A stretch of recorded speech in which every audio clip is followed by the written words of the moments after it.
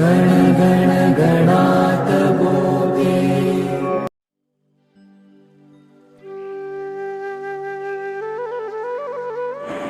जय गजानन भाविकांनो, श्री गुरु गजानन सेवा महाराजांचे दिव्य अनुभव या भागात मी सौ पूनम विठ्ठल ठाकरे तुमचं मनातून मनापासून मनापर्यंत मनपूर्वक या ठिकाणी सहर्ष स्वागत करते।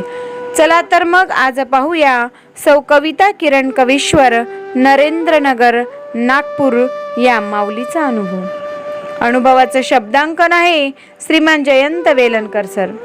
अनुभवाचे बोल आहेत, स्वामी गजानना शरण मी तुझ्या चरणा। जय गजानन। तो इसवी सन 2007 चा डिसेंबर महिना होता। माझी मोठी मुलगी रश्मी लग्न होऊन हैदराबाद येथे राहत होती।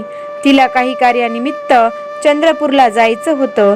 जेमतेम वर्षाची मुलगी आणि रश्मी सकाळी चंद्रपूरला पोहोचल्या। सोबत असलेले काही दागिने एका डब्यात ठेवले होते। परतण्यापूर्वी रश्मीने सर्व सामान चेक करून एकत्र ठेवलं। गाडी स्टेशनवर थांबली, मात्र घाईघाईत उतरताना दागिन्यांचा डब्बा ठेवलेली पिशवी गाडीतच राहिली। स्टेशनाच्या दारात टीसी समोर हे जेव्हा लक्षात आलं तेव्हा रश्मीला धक्का बसला। ती जोरात बोलली, अरे देवा गजानन महाराजा, हे काय झालं? दागिन्यांचा डबा गाडीतच राहिला। ते ऐकून टीसी म्हणाला, तुम्ही गजानन महाराजांच्या भक्त का? काळजी करू नका, महाराज आहेत। टीसीने वेळ न दवडता एक फोन लावला। योगायोग विलक्षण होता। टीसीचा एक मित्र त्याच गाडीने त्याच डब्यातून चंद्रपूरहून निघाला होता। त्याला टीसीने सांगितले, तो डबा घेऊन पुढील स्टेशनवर उतर आणि दागिने सुखरूप घेऊन ये। रश्मीला सर्व वस्तू जशाच्या तशा परत मिळाल्या। तिने मनोमन गजानन महाराजांना नमस्कार केला। रश्मीच्या मनात गजानन महाराजांविषयी श्रद्धा निर्माण होण्याचं कारण मी म्हणजे सौ कविता किरण कवीश्वर।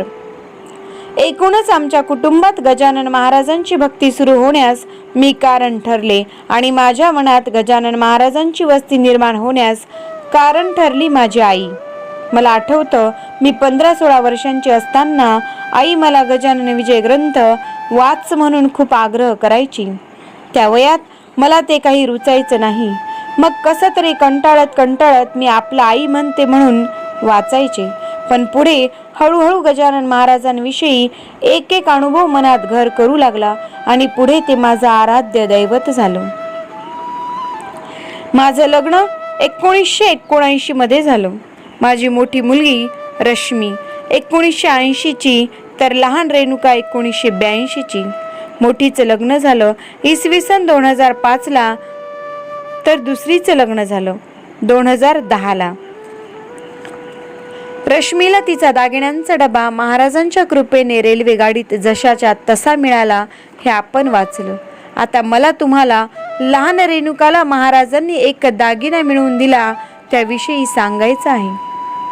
आपल्या भारतीय संस्कृतीत वाढलेल्या कुठल्याही मुलीला विवाहोत्तर स्वाभाविकपणेच एक मातृत्वाची आस असते, अपत्य प्राप्तीची अभिलाषा असते। अर्थातच रेणुकालाही तिच्या लग्नानंतर तशी अपेक्षा होती, पण लग्नाला 6-7 वर्षे उलटली तरीही तशी काही चिन्ह दिसेनात। त्यामुळे रेणुका हताश झाली। प्राथमिक पातळीवर काही उपाय, काही प्रयत्न करूनही जेव्हा काहीच मार्ग दिसेना, तेव्हा एकदा रेणुका मला म्हणाली, आई तू गजानन महाराजांना माझ्यासाठी साकडं घाल। ती एकसारखं माझ्याजवळ रडू लागली। तिला नातेवाईकांमध्ये समाजात मिसळण्याचा संकोच वाटू लागला। तू केव्हा पेढा देणार या प्रश्नानं तिच्या आयुष्यात कडवटपणा भरला। मला आठवतं, मी शेगाव वारीसाठी निघणार होते।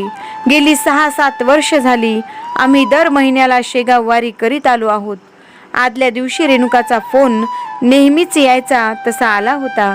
ती म्हणाली, आई खूप उदास वाटतं ग, तू उद्या शेगावला जाते आहे तेव्हा बोल ना काहीतरी महाराजांना। तिचं वाक्य मलाही रडवेल करून गेलं। मी खूप काही न बोलता ठीक आहे म्हणून फोन ठेवला। दुसरे दिवशी पारायण सभागृहात गजानन विजयचा 7वा अध्याय वाचताना तू केलीस याचना आता मज कारणे पोराची, याचना म्हणजे मागणे भीक, हे तू आज केले देख तुला होईल बालक. या ओवीवर मी अडले.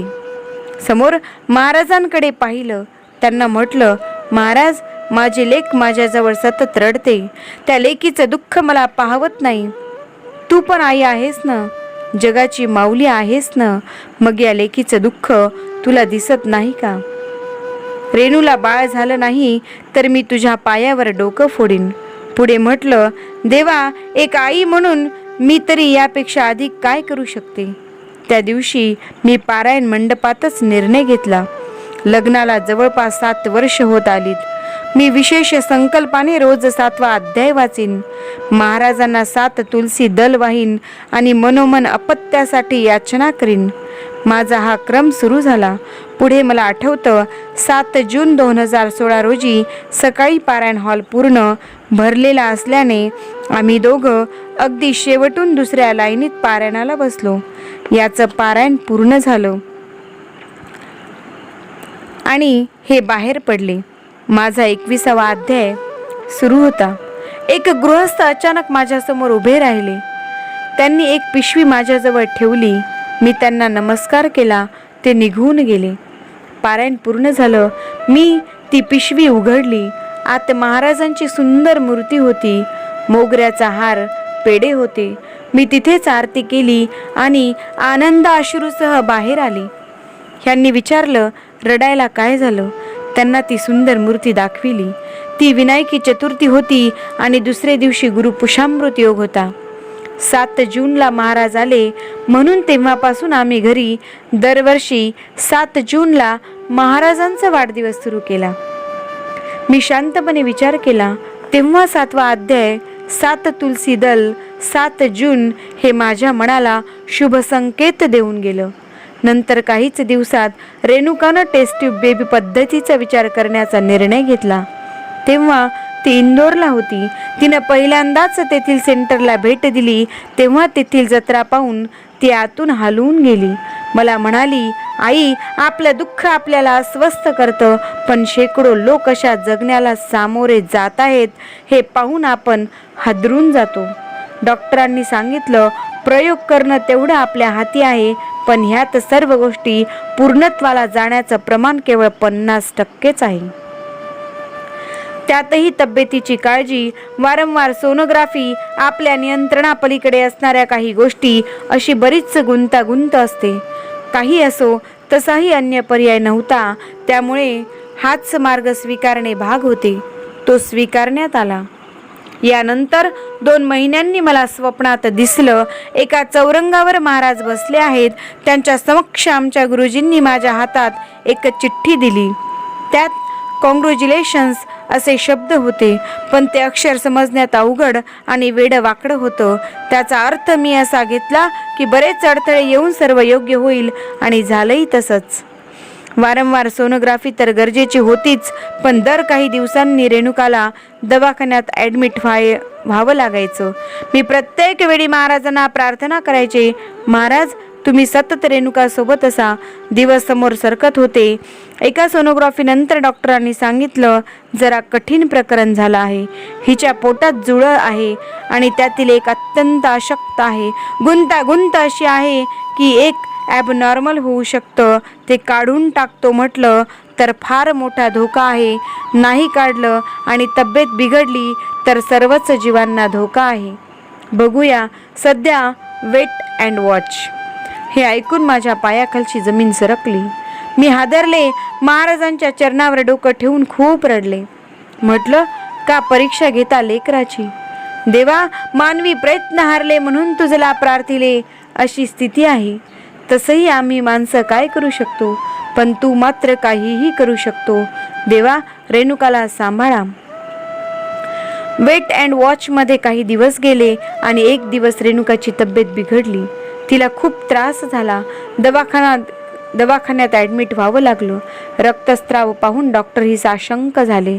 महाराजांची प्रार्थना याशिवाय सोबत असलेल्या लोकांजवळ अन्य मार्ग तरी कुठला होता? थोड्या वेळानं रेणुका थकून शांत झोपली. डॉक्टर म्हणाले, उद्या सोनोग्राफी होईल तेव्हाच काही कळू शकेल. दुसरे दिवशी सोनोग्राफी झाली.